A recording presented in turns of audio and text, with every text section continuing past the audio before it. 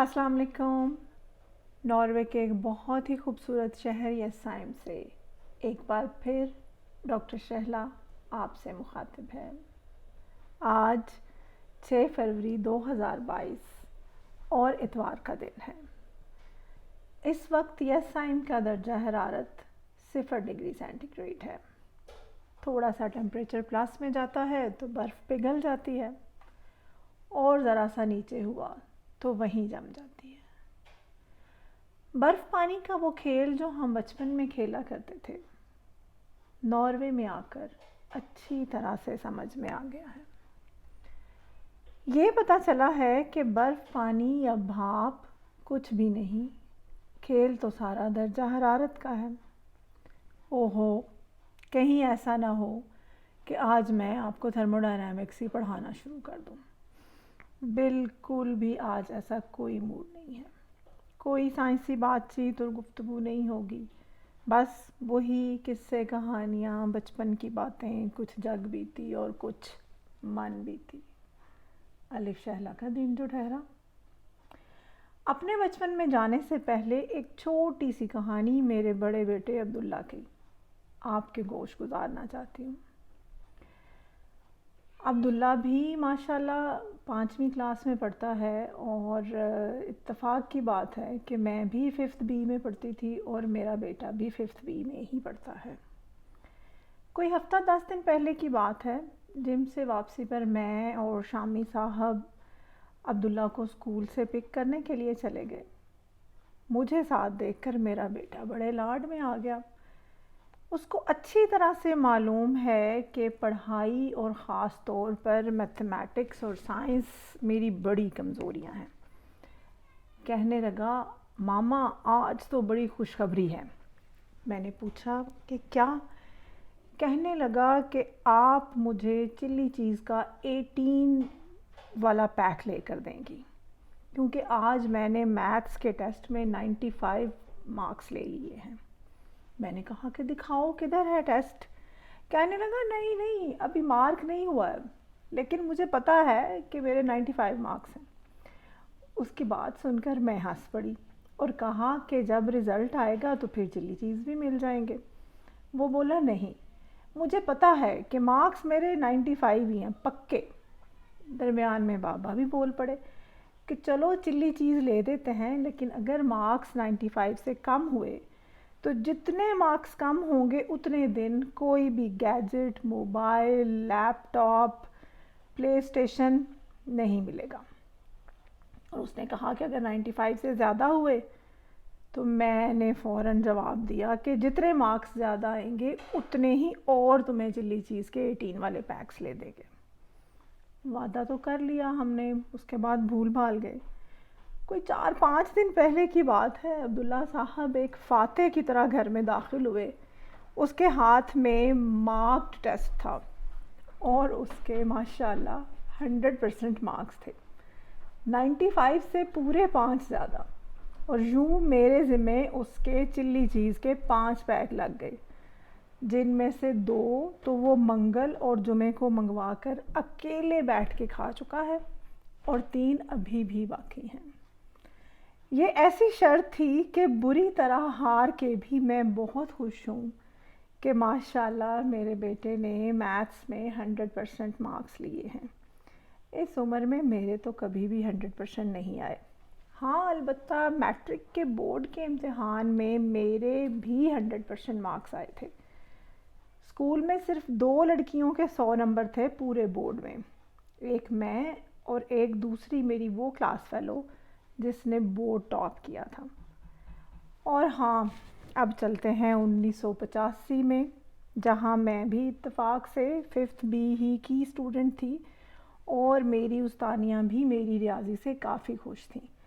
میری پھپھو اور باجی فرا کی مجھ پر کی گئی محنت کے اثرات ابھی باقی تھے، اس لیے عزت بنی رہی۔ یہ الگ بات ہے کہ ان دنوں میرا دل اسکول سے زیادہ گھر میں، بلکہ اس سے بھی زیادہ محلے میں لگتا تھا، کیونکہ محلے میں میری کافی سہیلیاں بن چکی تھیں۔ ہمارا گھر ایسٹ اوپن تھا، چڑھتے سورج کی کرنیں سیدھی ہماری گھر کے دروازے اور برآمدے میں داخل ہوتی تھیں۔ شمال میں اماں مسترانی اور جنوب میں خالہ زے کا گھر تھا۔ اماں مسترانی کا گھر ہماری لمبی سی گلی کا آخری گھر تھا اور کارنر پر ہونے کی وجہ سے اس کو مشرق کی طرف سے آنے والی دوسری گلی بھی لگتی تھی، اور اسی گلی میں اماں ملکانی کا گھر بھی تھا۔ ہمارے گھر کے بالکل سامنے مہاجروں کا گھر تھا اور ان کے ساتھ خالہ رشیدہ۔ یہ دونوں کارنر کے گھر تھے اور ان کو مشرق سے آنے والی 2 الگ الگ گلیاں بھی لگتی تھیں ہماری گلی کے علاوہ۔ مہاجروں کے گھر کے ساتھ دوسری گلی میں بجلی والوں کا گھر تھا۔ ان کے والد صاحب واپڈا میں تھے، اس لیے انہیں بجلی والوں کا گھر کہتے تھے، اور ان کے ساتھ پولے دودھ والے کا گھر تھا۔ ان کی بیوی فے میری اماں کی بڑی سہیلی تھی، اور پولے کی 2 بھتیجیاں گوگی اور بنگا میری سہیلیاں بن گئی تھیں۔ پولے کی ایک اور بھتیجی بھی میری سہیلی تھی۔ پولے کے گھر کے ساتھ کسائیوں کا گھر تھا، اور ان کی بہو نے ایک بار میرے لیے سلائی میں رکھنے کے لیے کپڑے کی گڑیا بنا کر دی تھی۔ بڑی پیاری گڑیا تھی، گلابی رنگ کی ساڑی اور کالے بالوں والی گول مٹول منہ والی گڑیا۔ انہی کا ایک بیٹا تھا جس کا نام مجھے یاد نہیں ہے۔ اس نے مجھے 2-3 بار کہانیوں کی کتابیں بھی پڑھنے کے لیے دی تھی، لیکن جب اماں کو پتہ چلا تو انہوں نے مجھے اس سے کتابیں لینے سے منع کر دیا، اور میں نے بادل نخواستہ اس سے کتابیں لینے سے انکار کر دیا۔ وہ زیادہ تر کرائے پر کہانیاں لیا کرتا تھا اور پھر مجھے بھی پڑھنے کے لیے دے دیتا۔ میں 1 آدھ دن میں پڑھ کے واپس کر دیتی۔ ان کہانیوں میں امرو عیار اور اے حمید کی عنبر ناگ ماریا شامل تھیں۔ امرو عیار اور عنبر ناگ ماریا کی کہانیاں تو میں بعد میں بھی پڑھتی رہی، اور میرے تایا جان بھی بڑے شوق سے پڑھا کرتے تھے۔ خیر، اس لڑکے سے کہانیاں لے کر پڑھنے کا سلسلہ اماں نے فوراً ہی ختم کر دیا۔ اماں بڑی جبرون عورت تھیں۔ انہیں بالکل پسند نہیں تھا کہ میں ایک تو فضول کہانیاں پڑھوں اور پھر محلے کے کسی لڑکے سے ادھار لینا تو ان کے لیے بالکل ناقابل برداشت تھا۔ لیکن میرا یہ عالم تھا کہ کچھ نہ کچھ پڑھنے کی اشد ضرورت رہتی تھی۔ میرے بھائی شہزاد کے اسکول کے پاس ایک دکان تھی جس پر 50 پیسے کی ایک کہانی ملتی تھی۔ یہ چھوٹی چھوٹی پاکٹ سائز کہانیاں تھیں بچوں والی۔ میں بھائی سے کہتی کہ وہ میرے لیے وہاں سے وہ سٹوری بکس خرید لائے۔ جو بھی پیسے ملتے میں ان کی کہانیاں منگوا لیتی بھائی سے، اور وہ اس شرط پر لا کر دیتا کہ میں پھر اس کو بھی وہ سناؤں گی۔ اس کو کہانیاں سننے کا شوق تو بہت تھا، لیکن پڑھنے کا ہرگز نہیں۔ یوں ہماری ڈیل ہو گئی، وہ مجھے کہانیاں خرید کر لا دیتا اور میں ان کو پڑھ کے ان میں سے کچھ اس کو بھی سنا دیتی۔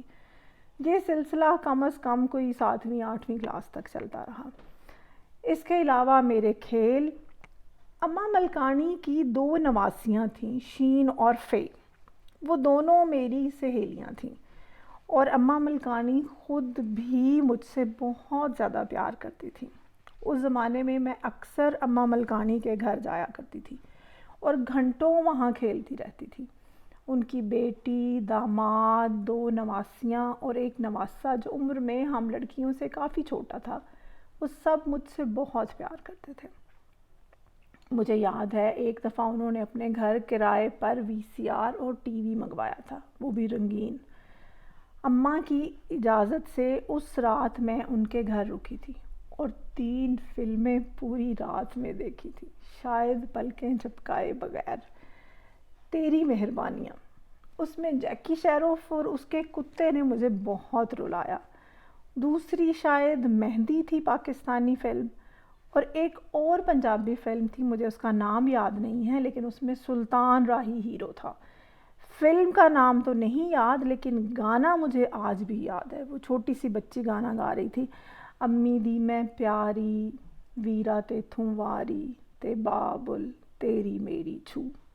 یہ گانا مجھے بڑا ہی پسند آیا کیونکہ اس میں ابا جی کے ساتھ ڈونٹ کا ذکر جو تھا، اور اماں اور بھائی تو میرے پاس تھے ہی تھے۔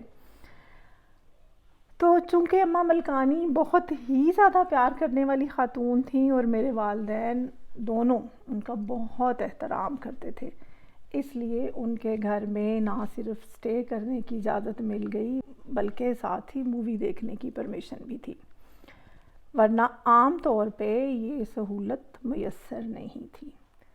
میں اس وقت تک اماں ملکانی کے گھر چلی جایا کرتی تھی جب تک میرے گھر سے نکلنے پر پابندی نہیں لگ گئی یا میں نے خود ساختہ پابندی لگا نہیں لی۔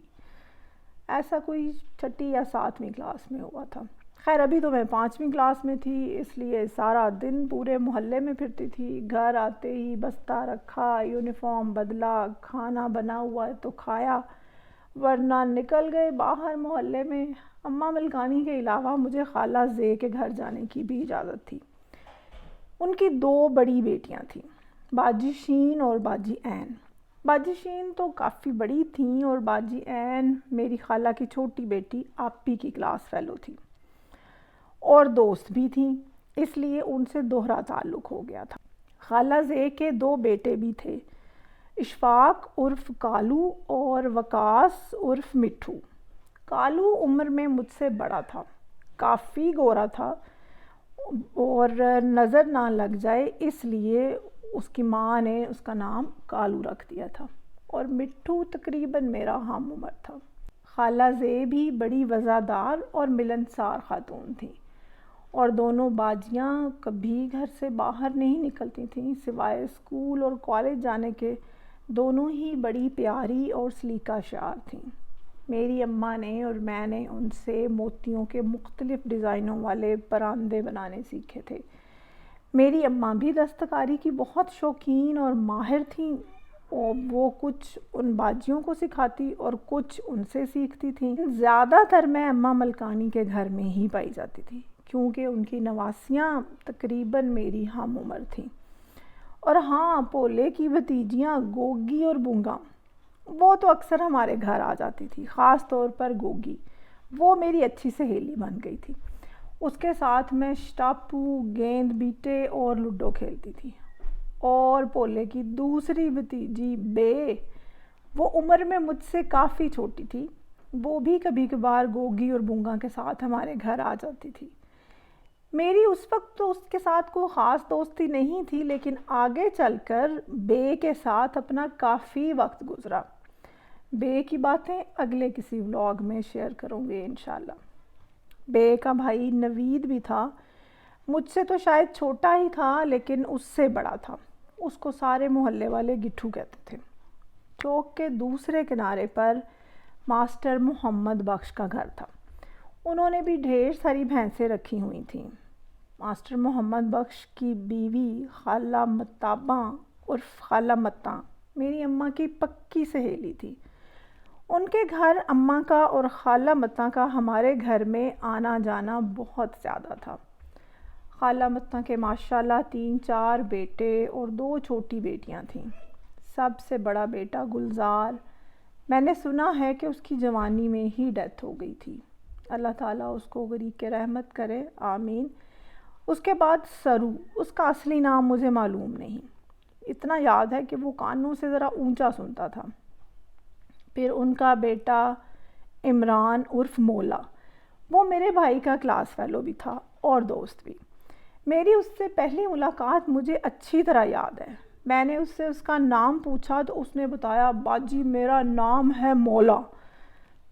پھر میں نے اس سے پوچھا کہ اسکول کب جاتے ہو؟ تو کہنے لگا 7:30، یعنی کہ 7:30۔ اس کی یہ بات سن کر مجھے بڑی ہنسی آئی اور میں دیر تک ہنستی رہی، بلکہ آج بھی جب مجھے یاد آتا ہے تو وہ 7:30 ہی یاد آتا ہے۔ خالہ متاں اماں کی وہ سہیلی تھیں جن کے ساتھ بہت زیادہ فیملی ٹرمز تھے۔ ہماری طرح وہ بھی جٹ تھے، یہاں تک کہ ہم لوگ 2-3 بار ان کے گاؤں ٹھٹھی ڈھکواں بھی گئے۔ ان کی زبان ہم سے کافی مختلف تھی، وہ جانگلی بولی بولتے تھے، وَت کدے وگا وین آئے، اس طرح، یعنی کہاں جا رہے ہو۔ اور سالن کو وہ بھاجی کہتے تھے، حلوے کو کڑاہی، اور اس کے علاوہ بھی کافی مختلف الفاظ تھے جو وہ استعمال کرتے تھے۔ مجھے بھی تھوڑی بہت جانگلی زبان خالہ متاں کی وجہ سے ہی آتی ہے۔ اور اماں مسترانی جو بعد ازاں میری پکی سہیلی بن گئی تھیں، ان کے ساتھ تو میں بولتی ہی جانگلی زبان تھی، لیکن یہ بات ہے ایف ایس سی اور انجینئرنگ کے زمانے کی۔ 5ویں کلاس میں مجھے صرف اتنا پتہ تھا کہ ہمارے بائیں طرف جو اماں مسترانی اور بابا مستری رہتے ہیں، ان کے 2 بیٹے تھے۔ ایک بڑے صوفی صاحب جو لپٹن کمپنی میں کام کرتے تھے، ان کی بیوی اور بچے اپنے میکے میں ہی پائے جاتے تھے زیادہ تر، اور صوفی صاحب خود شہر سے باہر۔ ان کی ایک بیٹی تھی باجی پے، وہ اکثر اپنے چھوٹے چھوٹے بچوں کے ساتھ ان کے گھر آ جایا کرتی تھی۔ اماں مسترانی کا ایک بہت بڑا دکھ تھا، اور وہ یہ تھا کہ ان کا دوسرا بیٹا خوبصورت، جوان اور پڑھا لکھا، اس کی انہوں نے شادی کی۔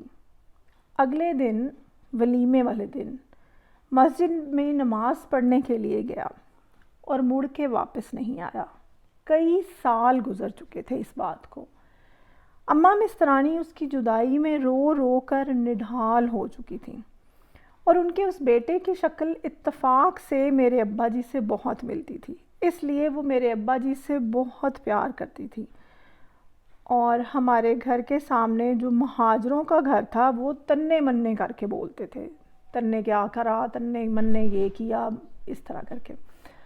تو ان کے گھر ہمارا کچھ زیادہ آنا جانا نہیں تھا۔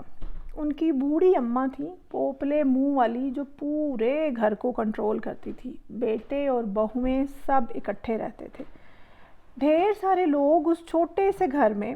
ان کے بارے میں مجھے کچھ زیادہ علم نہیں ہے۔ ان کا ایک بیٹا شاید کڑھائی سلائی کا کام کرتا تھا۔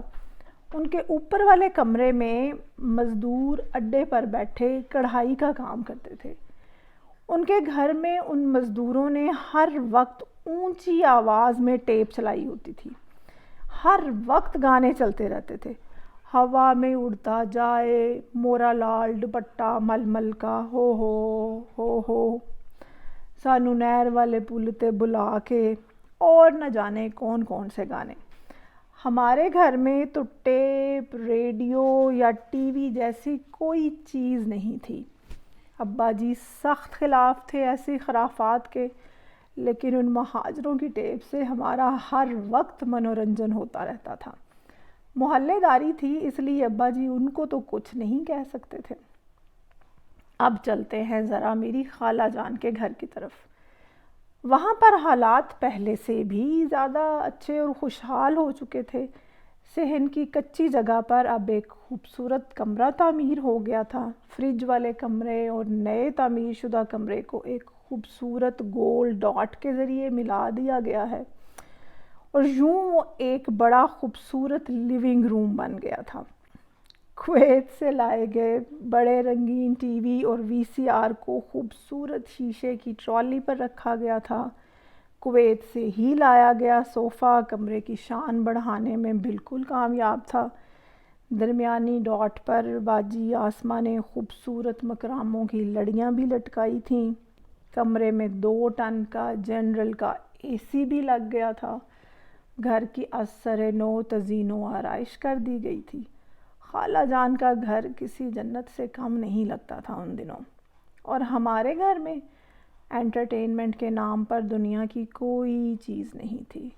زیادہ سے زیادہ کہانیاں اور کتابیں پڑھی جا سکتی تھیں، وہ بھی اگر کہیں سے مل جاتی تب، اور اس پر بھی اماں کی شیرنی جیسی آنکھیں اور ابا جی کی دہشت۔ یوں سمجھ لیجئے کہ ہمارا اپنا گھر کسی قید خانے سے کم نہیں تھا۔ اور اگر کبھی اجازت مل جاتی خالہ کے گھر جانے کی، تو وہاں پہنچ کے یہی دھڑکا لگا رہتا کہ پتہ نہیں ویزا کب ختم ہو جائے اور پھر اپنے گھر واپس جانا پڑے۔ ابا جی کو خالہ جان سے ملنے پر تو کوئی اعتراض نہیں تھا، لیکن ادھر جا کے رہنا ان کو سخت ناپسند تھا۔ پھر بھی کبھی کبھار خالہ جان مجھے اور شہزاد کو اپنے ساتھ لے ہی جاتی تھیں۔ پھر ہم لوگ وہاں جا کے بڑی موج اور عیاشی کرتے تھے، کھلا کھانا پینا، ٹی وی، فلمیں، موج، نہ اماں کی گھوریاں، نہ ابا جی کی ڈانٹ، ڈھیر سارے رشتہ داروں کے گھر، ایک کے بعد دوسرے کے گھر آنا جانا، اور ہاں، باہر والے کچے کمرے میں ڈھیر سارے اخبار جہاں، میں تو جاتے ساتھ ہی ایک ایک کر کے سارے اخبار جہاں دیکھتی، بچوں کا صفحہ پڑھتی، سلسلہ وار کہانی صوبراج کا فرار مجھے بہت پسند تھی، 3 عورتیں 3 کہانیاں پڑھتی، سارا دن اخبار جہاں پڑھتے ہوئے گزرتا۔ تھوڑا بہت کام کاج میں خالہ باجی اور آپی کی ہیلپ بھی کر دیتی تھی، لیکن ظاہرہ اتنی چھوٹی تھی، میں نے کیا کام کرنا تھا۔ رات کو کوئی نہ کوئی فلم دیکھتے، کیا موج تھی ادھر۔ اور اپنے گھر میں ابا جی کی طرف سے نماز پڑھنے کی تلقین، قرآن سمجھنے کی تاکید، اور اماں کی طرف سے گھر کے کاموں میں دلچسپی لینے اور پڑھنے کی باتیں، کھیل کود اور کہانیوں سے اجتناب کا درس۔ 2 بالکل متضاد حالتیں تھیں، ایسے ہی جیسے جنت اور دوزخ۔ اور اس دوزخ میں ٹھنڈی ہوا کا جھونکا صرف میری سہیلیاں اور وہ چھوٹی چھوٹی کہانیاں تھیں جو میں بھائی سے منگواتی تھی۔ اسکول میں پڑھائی غیر معمولی نہیں تھی، لیکن اتنی بری بھی نہیں تھی، بس بین بین تھی۔ اور مجھے میرے اسکول نے عید میلاد النبی پر تقریر کرنے کے لیے منتخب کیا۔ سیرت النبی صلی اللہ علیہ وآلہ وسلم پر تقریر کرنا تھی۔ میں نے ابا جی سے تقریر لکھوائی۔ اس کا ایک جملہ مجھے آج بھی یاد ہے۔ ابا جی نے لکھا کہ ہم سیرت النبی صلی اللہ علیہ وآلہ وسلم کی بات تو بہت کرتے ہیں، لیکن جب اس پر عمل پیرا ہونے کا وقت آتا ہے تو گویا ہمیں سانپ سونگھ جاتا ہے۔ تقریر کرنے میں 2 بلاک کے اسکول گئی تھی۔ میرا اسکول پرائمری تھا، لیکن 2 بلاک کا اسکول میٹرک تک تھا۔ وہاں پر تقریر کرتے ہوئے میری فوٹو بھی بنائی گئی، سفید شلوار دوپٹے اور سرخ قمیض میں ملبوس میں سیرت النبی صلی اللہ علیہ وآلہ وسلم پر تقریر کرتے ہوئے۔ مجھے کوئی انعام تو نہیں ملا، لیکن یہی کافی تھا کہ میں نے سیرت النبی صلی اللہ علیہ وآلہ وسلم پر تقریر کر کے اپنے اسکول کو ریپریزنٹ کیا تھا۔ اسی طرح میری استانیوں نے مجھے اور میری دوست کاف سین کو وظیفے کے امتحان کے لیے بھی منتخب کیا۔ یہ امتحان دینے کے لیے ہم لوگ پائلٹ اسکول گئے تھے۔ وہ امتحان کیسے ہوا اور اس کا نتیجہ کیا نکلا، یہ سب انشاءاللہ اگلے بلاگ میں۔ آج کے لیے اتنا ہی۔ اپنا اور اپنے چاہنے والوں کا ڈھیر سارا خیال رکھیے گا، مجھے اپنی دعاؤں میں یاد رکھیے گا۔ اجازت چاہتی ہوں، آپ کی اپنی ڈاکٹر شہلا۔ اللہ حافظ۔